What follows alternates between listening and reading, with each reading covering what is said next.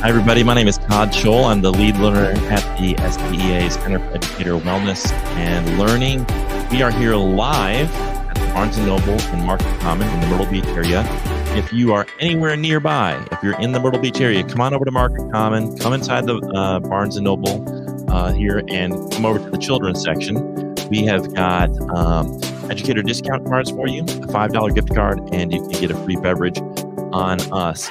And I am excited to introduce the co-host today, Emily Gossett. How are you doing, Emily? I'm doing great. Thanks Yeah. for having me. Yeah, so we were talking beforehand. You said it was a short week, but it didn't feel like a short week. Exactly. The shorter weeks, I actually thought to myself, was this week the week we had Monday off? Because it felt much longer than that.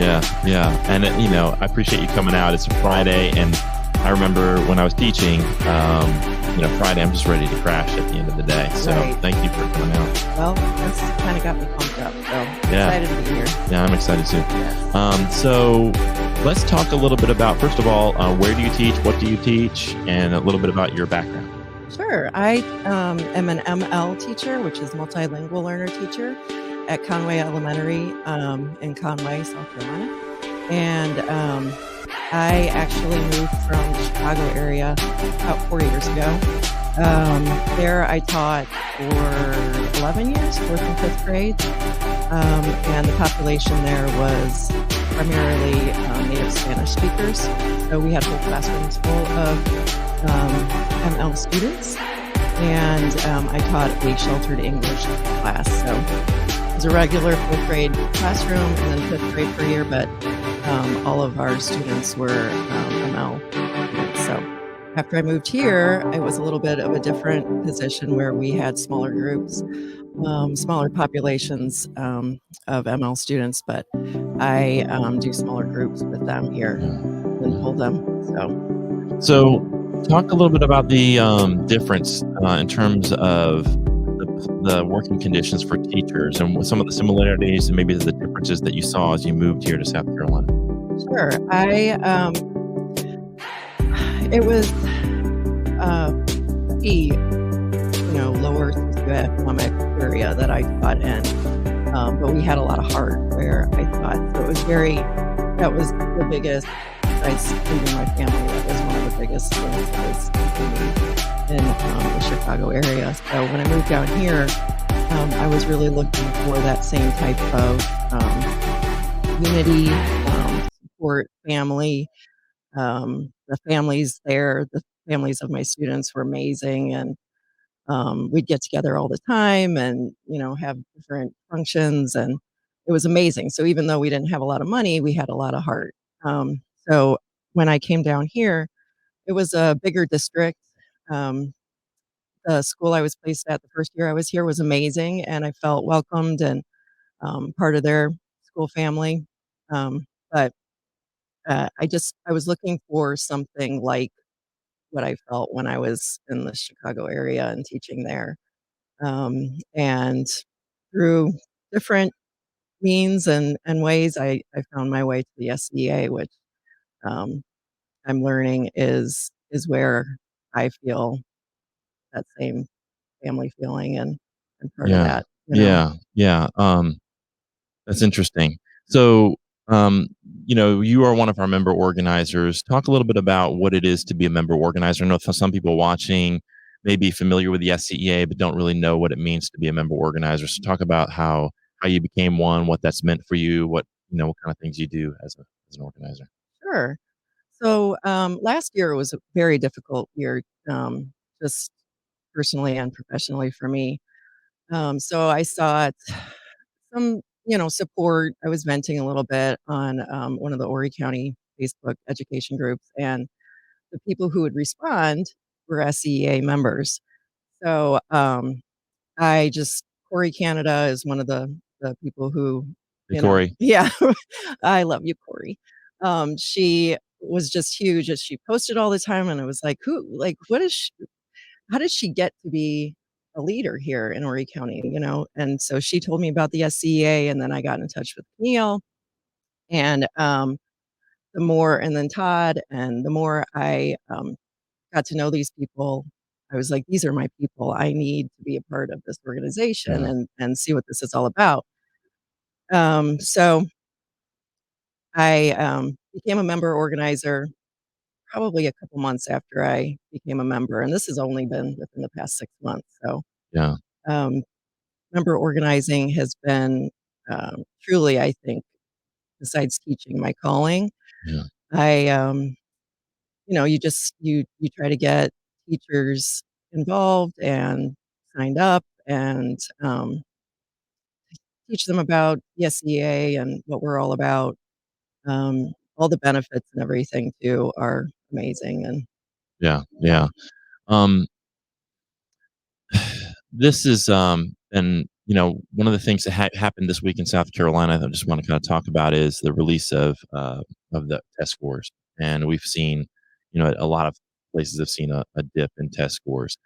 What are your thoughts about how that the release of those test scores impact the educational culture of our schools and impact sort of how society views public schools? Like, what are your thoughts on that?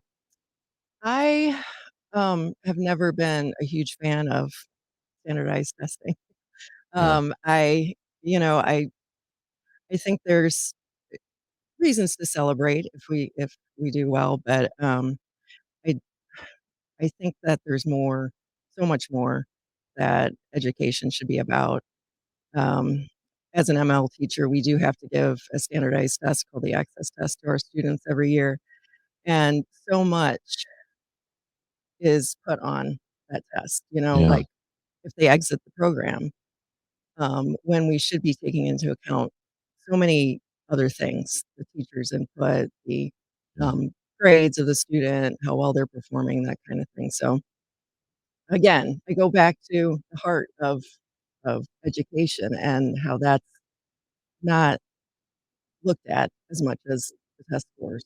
Yeah, I think one of the things that it does is, I've been noticing is, they release these basic test scores and it's easily digestible, and then you immediately just make a lot of assumptions about the quality of the school or the district. Exactly. And I think it's called the Volvo effect, and we all know that you can pretty much predict test scores based on socioeconomic conditions of that community, and then what happens year after year is you've got the under-resourced schools and districts typically perform lower than those who are in affluent communities, and then then there's like a shame and punish cycle that happens with those people, and then people don't Exactly. want to work there Right. because not only are there some challenges there, but then you're being told you're not doing a good job, and it's like it, it's I mean the lift is so much easier going to an affluent community, um, and I think that creates those metrics and the way we read them create all kinds of downstream effects that hurt schools, hurt educators, hurt students, Right. and perpetuates really false narratives around the quality of public schools and the quality of the people who are leading and in classrooms. It's so true. Yeah, One of the things, actually I wrote about before I moved here was, our score, I don't know, maybe best school score or something like that, and the school I was formerly at had, like, a 0 or a 1 out of 10, yeah, and I just thought, "That's just so sad," because there's so many, like, incredible, incredible educators at that school, who I still keep in touch with and have gone on to do amazing things, and some are still at that school, and the countless lives that they've impacted. mm, And the students themselves, were just every single one of them was amazing, and, yeah, exactly what you said, and since it was a lower yeah, socioeconomic area and our test scores weren't as good as they should have been, I guess, we had that lower right, rating, and then as a parent, when I was researching the schools here, you automatically go to that, yeah, yeah. but knowing what I knew about my school, I don't take into account the scores as Yeah, much, yeah, yeah, they're snapshots, and the thing that I think that happens is there's so much pressure, those metrics and the way they come out to the public, there's so much pressure on superintendents and school leaders and then that filters down to educators to perform well on these tests. So then the entire school kind of, configures itself around how do we boost test scores? I mean, Right. I remember going back to school every year, and the first thing we're talking about is here's the data from last year, and how do we improve this? And it's like that becomes the tail that wags the dog. Yes. It's the focus, Yes. and then things like the arts and mental health and social skills and things like that. They're talked about, but they're kind of like they aren't the priority because they're Right. not measured in a way that the public's going to see. Right. So you've got all these kids with mental health issues. You've got teachers leaving the profession. They're burned out. Yep. You've got kids who are physically unwell, mentally unwell, and not getting access to the arts and things like that. Right. And because it's not measured, the public doesn't like. It's like that's not how we're evaluating the school. Right. And a lot of these tests, are from the big corporations and they're about money. And I don't know if a lot of parents realize that. Yeah, So I think we spend $1.7 billion in America on standardized testing every year. wow, I mean, and think crazy. about how many schools that could build, how many, the kind of things that we could do with that money if we just allowed the assessments to be more authentic and in the hands of the educators of the schools. I mean, Absolutely. you save money, Yes. um, be less pressure, and it's very frustrating to me that we even had standardized testing last spring. Right. Like there was an Oh opportunity my there to goodness. cancel the testing I know. after that pandemic year, after Right. 2 years of pandemic. There was an opportunity to do that, and that option was not taken. That's Yeah. very frustrating. That was frustrating for teachers as well. Very frustrating. Yeah. Yeah. I wanna talk a little bit more about advocacy work. One of the things that I think, prevents us from getting where we need to be in terms of working conditions is a lot of teachers living in fear, and that's not unique to just here in Horry County. I think that's really across the state. There's, certainly a lot of teachers that would like to speak up for themselves, but feel a little bit scared, like, I don't wanna be the first one. I don't Right. wanna be the one because I'll be labeled like the complainer. I'm not the team player. Yes. Talk about the importance of sort of stepping out and, like, hopefully getting to a tipping point where more and more teachers feel safe to speak out and Right. why that's important. I am one of those teachers. I don't typically like to rock the boat. Um, but I just feel like if you're part of an organization like the SCEA, you you just have this safety net kind of. Yeah, I can't exactly put it into words, but I just feel like if there is an issue that I'm gonna be supported. I can't tell you how much more confident I've gone into this school year than I was last school year. yeah, My whole perspective has changed, and that's directly due to the SCEA and yeah, what you all have done. yeah. Yeah. I mean, that's what we're really about is kinda coming together, having collective voice, and Yep. when the more of us that come together, Right. the more power we have and the less vulnerable and isolated we feel in that process of advocating for ourselves. And it Exactly. doesn't mean that we're doing it in some kind of obnoxious way. It's just we're Mm-mm. saying we are professionals. We can stand up and say, this is, we feel a little bit exploited here, or we feel Right. like you're adding more to our plate. We're not being compensated for this particular thing that you're asking us to do. Right. I mean, it's just sort of saying there's a standard that that we want to hold to, Right. and it's, you keep taking more from us, and the pay isn't going up. Exactly. So looks like Corey is tuned in. She says, "Hey friends, hey Corey." Hi, Again, Corey. if you're not friends with Corey Canada, get on that. CORI Canada. Um, and Colleen, thanks for tuning in. Awesome. She says, "One band, one sound, one movement. We can support each other and make change." Awesome, awesome. Right. Let's do our this little segment. We're going to start with our book on Oh, recommendations. Why yeah. don't you go ahead and make your book recommendation? Talk a little bit about that book. Okay, so my daughter, Olivia, is, she's always kind of been a rebel girl, and so I got her this book, not this particular book, but, one of the books, I think the original one when she was little, and we'd read stories about these amazing women.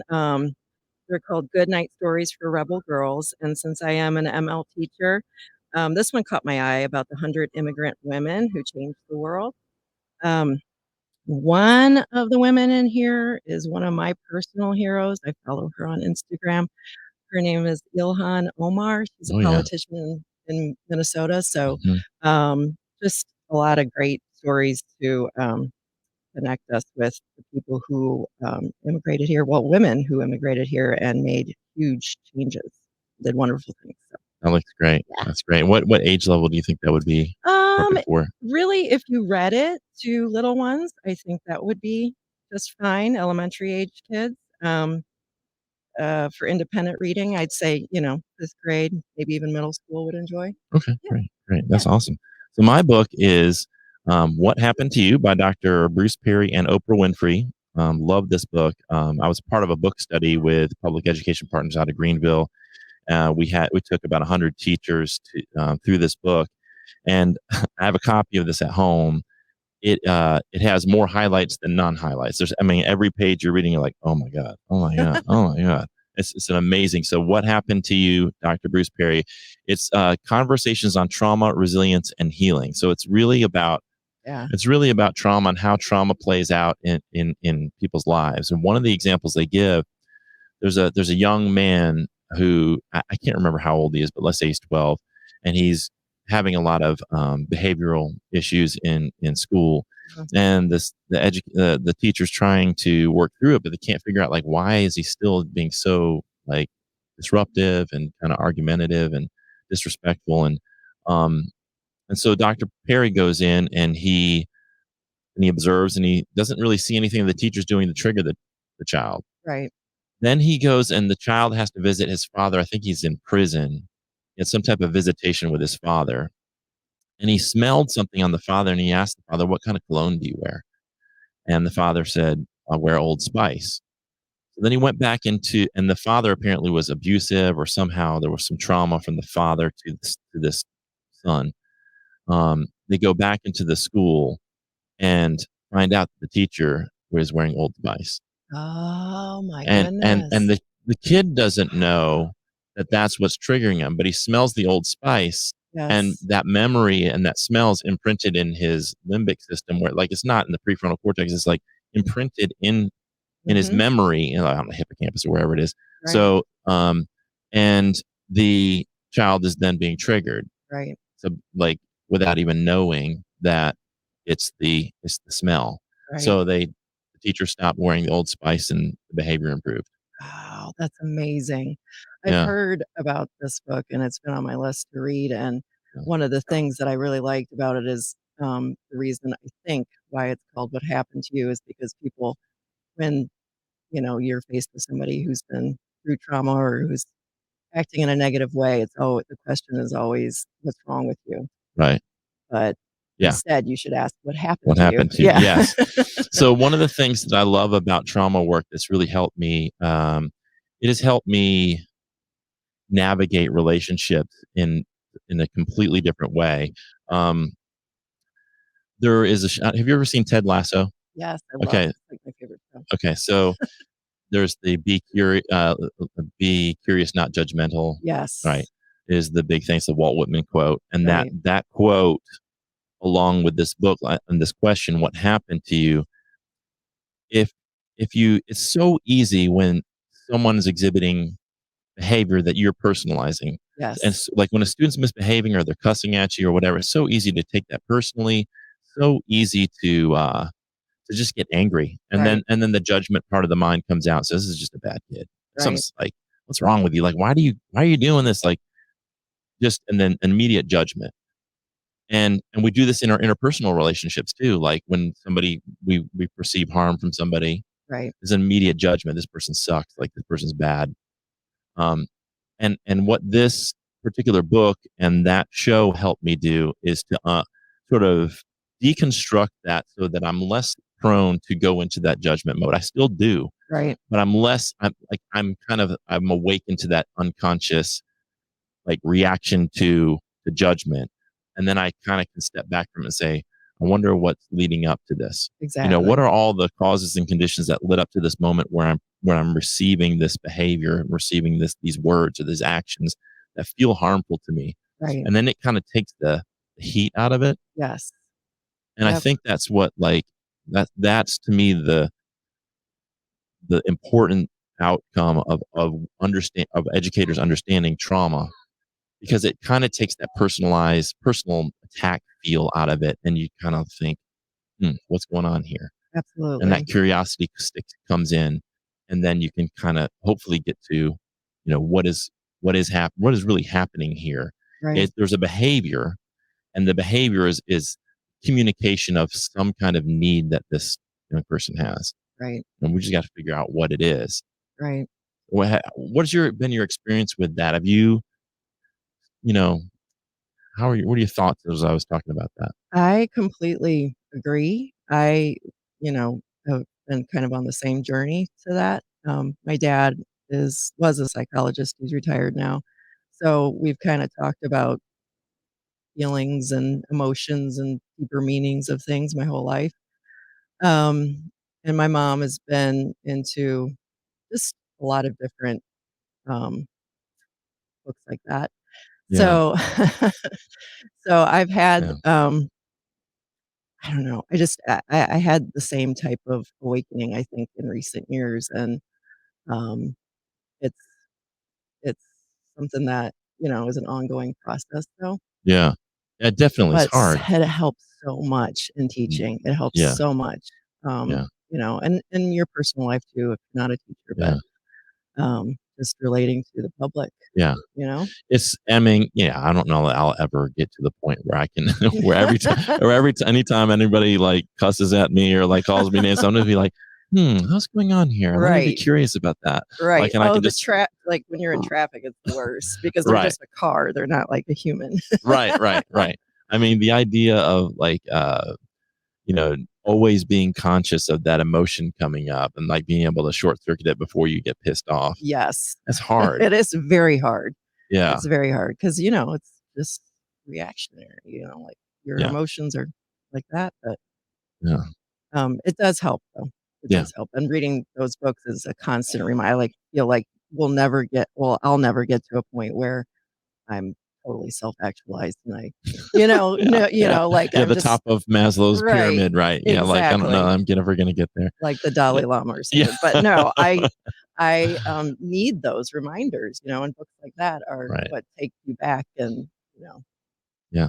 For sure. Yeah. get you there. It is. And it's the need to constantly remind yourself. Right. And I think the other thing that kind of dovetails with this is the importance for educators to take care of themselves. And I know that self-care sometimes lands on teachers like, dude, if I had time to do self-care, I would. So you don't need to Exactly. tell me that I need to take care of myself. Yes.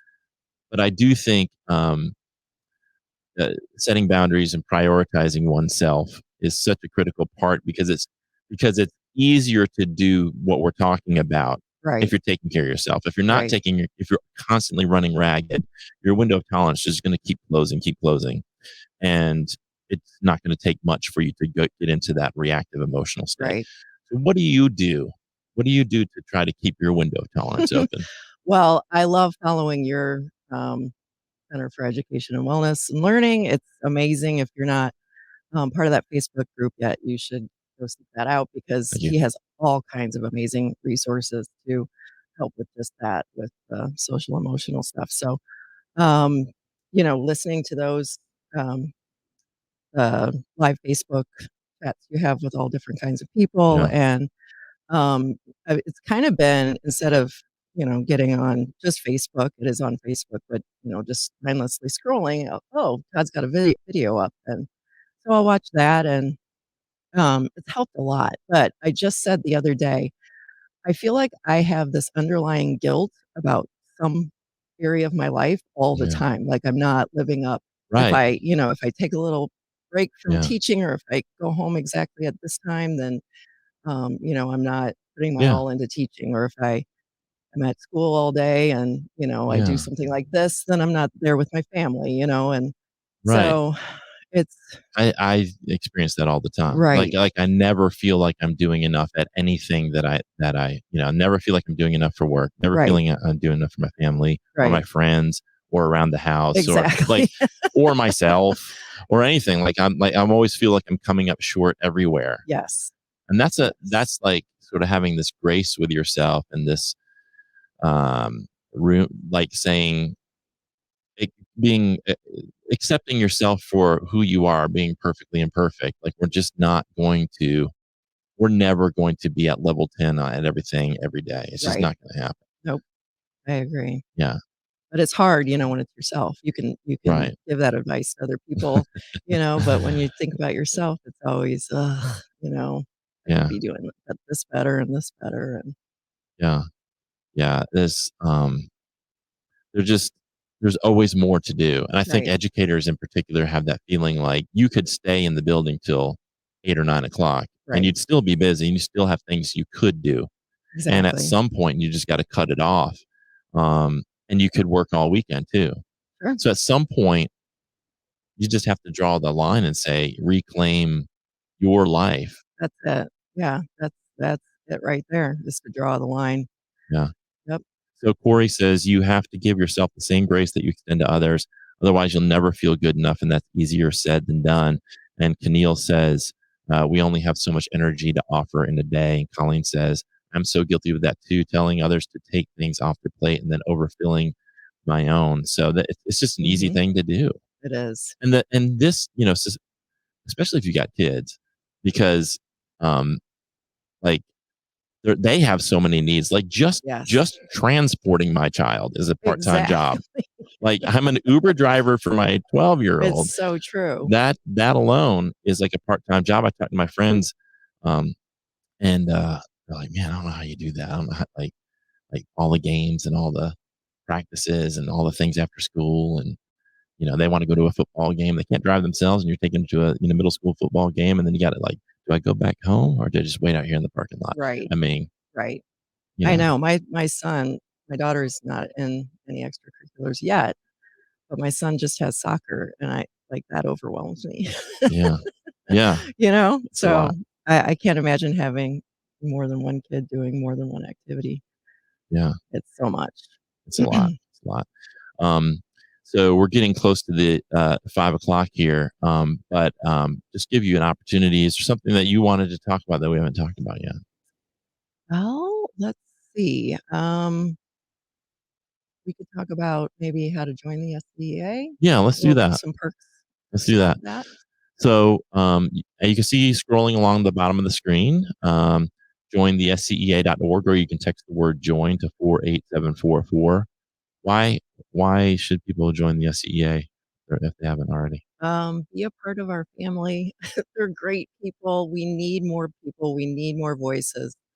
We are growing. Like just the changes over the past 6 months since I've been a member have been incredible. We've gained, I don't know the numbers, but Yeah. I think it's over just 700 new members over the summer. that's amazing. It's No. amazing. And going to these member organizer trainings in Columbia, um, just the people I've met, I'm so happy to be a part of this organization. Yeah. I want to share that, Yeah. with the people I work with every day. Absolutely. Yeah. And so many great benefits and our micro credential portal.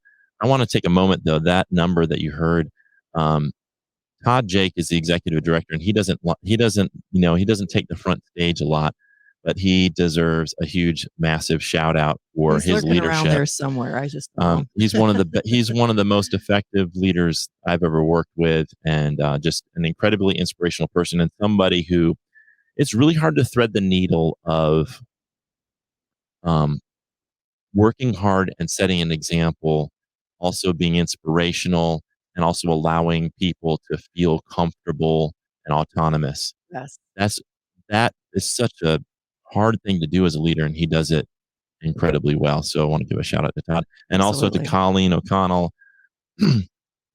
She's here supporting our work and all the communications work she does and all the work she does in the state house to support um, public educators and folks that are folks in the state house need someone intelligent and wise giving them some advice I for sure. haven't met anybody through the SDA who I'm like, "Ugh."